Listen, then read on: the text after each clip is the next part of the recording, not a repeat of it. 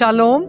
Thank you for joining us for Living Supernaturally, where we look into God's Word, where we learn something, where we apply it in our lives and take some time to pray. Through this series, we have looked at Jesus in his relationships, and through the last couple of episodes, we've looked at different relationships Jesus showed and demonstrated his love. Today, we are looking at how Jesus dealt with the marginalized, and he dealt with compassion. Scripture reads in Luke chapter 5 verse 13, Jesus reached out and touched the man. He said, "I'm willing." He said, "Be clean." We see that in every society, people are pushed to the margins. Those who may be considered too unclean, just like in Jesus' time, maybe too broken, too sinful, maybe even too unworthy. In Jesus' day, it was lepers, it was Samaritans, it was tax collectors, it was the poor. Many avoided them, but Jesus did not. He did just the opposite. He went towards them. He broke through every cultural, religious barrier and loved them with compassion. The verse for today shows how Jesus touched the leper. This leper would have been isolated, would have been rejected, would have been an outcast, and was forced to live outside because of his disease. And most people wouldn't even look at him, forget going near him. But Jesus saw him. And compassion begins when you and I also truly notice those a lot of other people may overlook. And that's what we see Jesus did here. Jesus even touched the untouchable.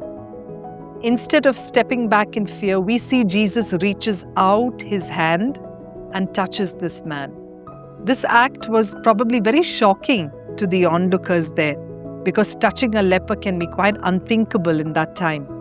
Yet, Jesus wasn't afraid of being defiled.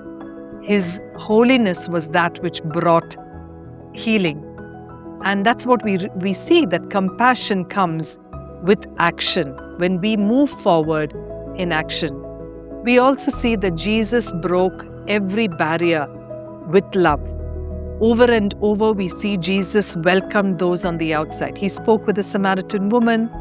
He called a tax collector, Matthew, to be his disciple.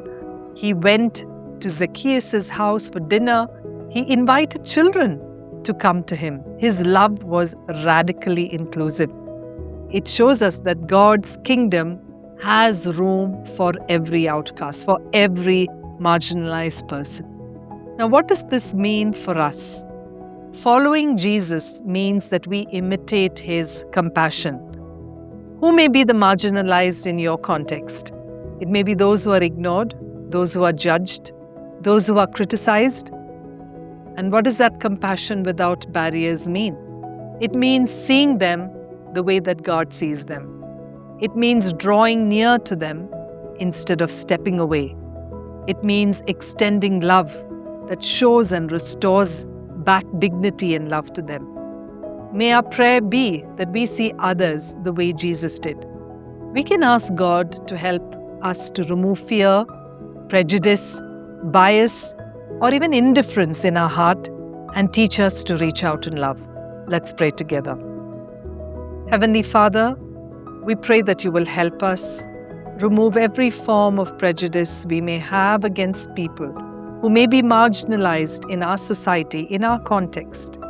May we look at people with love and compassion, people who need you, and may we in faith reach out and extend your love. May we be your hands and your feet. Empower us to do so. In Jesus' name we pray. Amen. Thank you for tuning in to Living Supernaturally. For more resources to strengthen your spiritual walk, please visit apcwo.org.